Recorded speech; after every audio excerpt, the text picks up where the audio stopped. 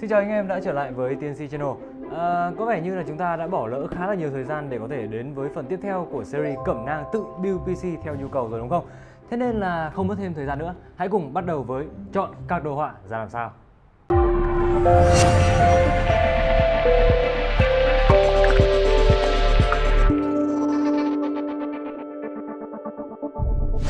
Trước tiên như mọi khi thì chúng ta cần phải điểm qua một số kiến thức cơ bản như VGA là gì, nó đóng vai trò ra sao và làm việc như thế nào. VGA hiểu đơn giản thì nó là cụm từ viết tắt tiếng Anh của Video Graphic Array. Tức là một miếng vi mạch có nhiệm vụ xử lý hình ảnh đồ họa cho máy tính. Công việc của nó giống như một họa sĩ vậy. Khi mà chúng ta chơi game hoặc là làm gì đó liên quan đến hình ảnh, đặc biệt là đồ họa 3D hoặc là chuyển động có lập trình, ví dụ như là các hiệu ứng trên After Effects chẳng hạn, thì CPU chúng ta sẽ có nhiệm vụ là tạo ra các dữ liệu về không gian và những khung xương cho hình ảnh. Sau đó thì VGA của chúng ta sẽ phải đổ màu lên đó, thêm vào các nguồn ánh sáng khác nhau, rồi thì ánh sáng phản xạ từ vật thể, rồi thì các hiệu ứng vật lý vân vân và vân vân, rất nhiều thứ linh tinh. Và người họa sĩ của chúng ta sẽ phải làm đi làm lại như vậy, từng khung hình một với tốc độ khoảng tối thiểu cũng khoảng quanh quẩn 60 hình mỗi giây thì mới được coi là mượt mà. Bây giờ thì hãy đi vào cụ thể nhé. Hiện nay thì có hai nhà sản xuất lớn nhất trong lĩnh vực card đồ họa, đó là Nvidia và AMD. Mỗi hãng sẽ có những công nghệ khác nhau và nền tảng khác nhau cho GPU của mình. Thậm chí mỗi nền tảng GPU lại phục vụ cho những nhu cầu khác nhau, ví dụ như là gaming hay là workstation chẳng hạn. Thế nên là ở đây thì mình sẽ nói một cách gọn chúng lại trong một nhu cầu phổ biến của anh em hiện nay thôi, đó là gaming. Ngoài ra thì các AMD hiện nay cũng khá là khan hàng, cho nên là mình sẽ lấy ví dụ bằng một card VGA từ Nvidia. Mình phải giải thích luôn không anh em lại bảo mình thiên vị. Phía AMD thì cũng gần như là tương tự như thế thôi. Và đây là bảng thông số của card GTX 1060. Thì chúng ta sẽ có là GPU Nvidia GeForce GTX 1060 này, vân vân và vân vân, các thông số bên dưới. Rồi anh em xem xong chưa? Bây giờ thì mình sẽ giải nghĩa từng thông số theo cách hiểu của mình nhé. Đầu tiên là GPU. Cái này thì chắc là ai cũng biết rồi, nó chính là tên gọi của con chip được sử dụng trong cái card đồ họa đó. Trong trường hợp trên là Nvidia GeForce GTX 1060, hay là trên cái hộp trước mặt mình là GTX 1080. Đó. Trong đó thì chúng ta sẽ có Nvidia là tên nhà sản xuất, GeForce là tên thương hiệu của con chip đó. Bên cạnh thương hiệu GeForce dành cho card đồ họa gaming thì Nvidia còn có thương hiệu Quadro dành cho card đồ họa chuyên server hoặc là workstation nữa. GTX thì phân loại sản phẩm. Ngoài GTX thì chúng ta sẽ còn có GT, nhưng mà bây giờ chắc không còn card GT nữa rồi. Và cuối cùng là 1060 thì đó chính là mã hiệu. Và qua cái tên của một card đồ họa thì chúng ta sẽ nắm được khá là nhiều thông tin cơ bản. Đầu tiên là xung nhịp cơ bản của nó. Card 1060 thường được chạy ở 1506 MHz và boost clock thiết kế của nó sẽ là 1708. Các nhà sản xuất thứ ba OEM khi mà mang GPU này lên sản phẩm của họ thường sẽ thay đổi hai con số này lên một cái mức cao hơn nhất định nào đó tùy mỗi hãng. Tiếp theo là chúng ta sẽ biết được kiến trúc và số nhân đồ họa, CUDA core, và số lượng của nó là 1280 với card 1060. Với card AMD cũng tương tự, ví dụ như là AMD Radeon Vega 64 chẳng hạn thì AMD là tên hãng nhé, Radeon là tên thương hiệu, Vega là tên kiến trúc và 64 là mã hiệu, mà trong đó thì con số 64 sẽ chỉ ra số CU mà nó mang theo. 64Q tương đương với 4096 lõi đồ họa. Đó, đơn giản là như vậy. Các đồ họa thì cũng hoạt động gần như là CPU, nhưng mà chức năng của nó thì chuyên biệt hơn rất nhiều. Nếu như CPU của chúng ta có 2 nhân, 4 nhân hay là 8 nhân chạy song song thì một VGA có thể có tới hàng trăm, hàng ngàn nhân. Với Nvidia thì đó là nhân CUDA, còn với AMD thì đó là lõi Q. Những yếu tố khác cũng quan trọng với sức mạnh của một VGA, đó là Video Memory, bộ nhớ đồ họa. Đây chính là dung lượng bộ nhớ tạm thời của VGA. Giống với những thanh RAM mà chúng ta lắp bên cạnh CPU ấy, bộ nhớ càng lớn thì sẽ càng có nhiều không gian để lưu trữ dữ liệu đồ họa cần tính toán. Tuy nhiên thì không phải càng nhiều là càng tốt đâu nhé. Băng thông và công nghệ bộ nhớ mà nó sử dụng cũng quan trọng không kém. Những chỉ số này được thể hiện qua mục Memory Type này, rồi thì Burst Width và Bandwidth. Trong đó thì Memory Type chính là kiểu bộ nhớ GDR3, 4 hay là 5. Sắp tới đây thì chúng ta sẽ có những card đồ họa sử dụng chip GDR6 nữa cơ. Những công nghệ bộ nhớ này sẽ ảnh hưởng tới tốc độ burst tối đa mà nó có thể hoạt động được, cũng như là mức tiêu thụ điện năng của chúng.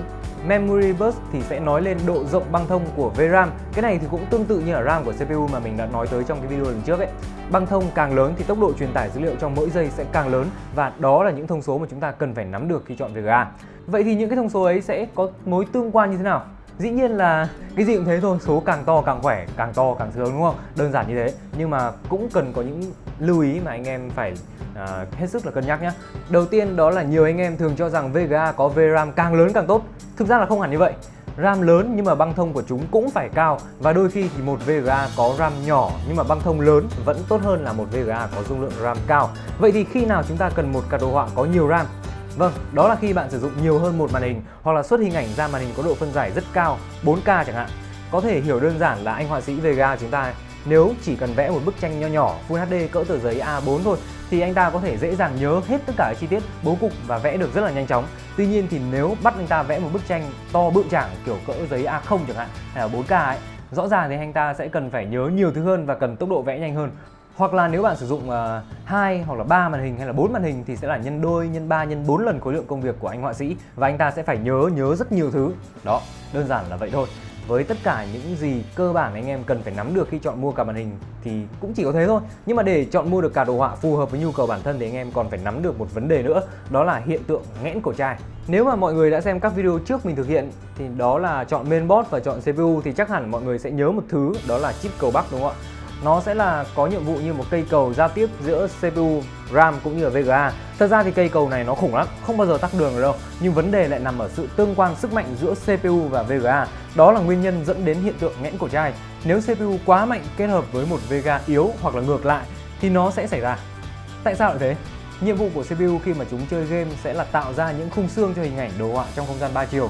Ví dụ như là một cọng cỏ này nó sẽ nằm ở đâu này, có bao nhiêu chiếc lá trong khung hình, gió thổi mây trôi lửa cháy sẽ ảnh hưởng đến chúng ra làm sao, khuôn mặt rồi thì cơ thể nhân vật sẽ nằm ở vị trí nào, chuyển động như thế nào, vân vân và vân vân. Như kiểu một cái khung xương, một cái kịch bản để VGA có thể tô màu và đổ ánh sáng và các chi tiết lên vậy. Và chuyện gì sẽ xảy ra nếu VGA quá mạnh còn CPU quá yếu? Lúc này thì VGA sẽ nhàn hạ tô vẽ rất nhanh, trong khi CPU thì viết kịch bản quá chậm, dẫn đến giật lag khung hình theo kiểu hình chạy được một đoạn xong lại đứng rồi lại chạy và cứ như vậy. Và hiện tượng tương tự cũng xảy ra khi mà CPU viết kịch bản quá nhanh còn VGA thì cổ ra vẽ theo quá chậm. Hậu quả của những hiện tượng này có lẽ là cũng không có gì quá nghiêm trọng, ngoại trừ sự khó chịu của game thủ cũng như là sự lãng phí tiền của bỏ ra quá nhiều để đầu tư vào một trong hai linh kiện một cách thừa thãi. Thế nên là thay vì bỏ tiền ra để mua một con CPU thật khủng và dành số ít tiền còn lại để đầu tư vào VGA tạm dùng được thì anh em nên lựa chọn hai linh kiện tương đồng một chút, trừ khi là chúng ta có kế hoạch rõ ràng hơn trong tương lai. Ví dụ như là anh em mua một cái CPU thật là khủng và một cái con VGA dởm để dùng đỡ trong một tháng, chờ lĩnh lương lại quất em VGA khác khủng tương ứng thì cũng được. Còn nếu muốn build một phát ăn luôn và dùng lâu dài cũng như là không có kế hoạch để nâng cấp về sau ấy thì tốt nhất là mọi người nên cân nhắc cho vừa vặn là được.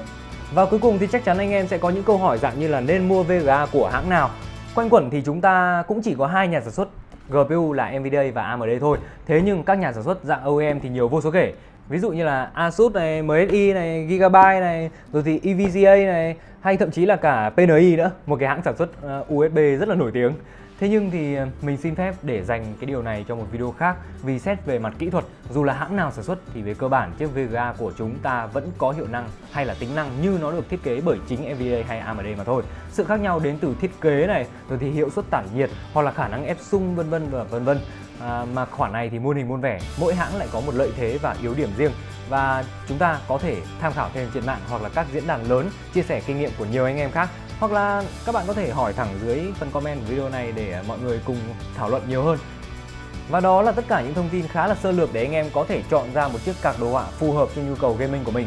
Dĩ nhiên là vẫn còn thiếu sót một vài thông tin mà nhất thời mình chưa kịp nghĩ ra, nên anh em hãy giúp TNC Channel hoàn thiện hơn bằng cách bình luận bổ sung bên dưới video này nhé.